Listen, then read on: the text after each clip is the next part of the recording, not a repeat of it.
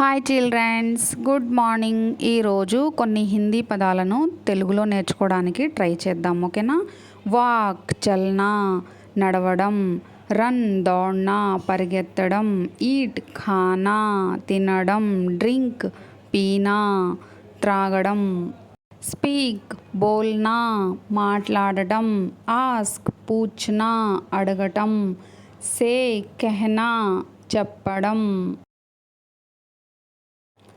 Read పढ़ना చదవడం, right లిఖనా వ్రాయడం, listen సున్నా వినడం, సున్నా డ్రింక్ పీనా త్రాగడం.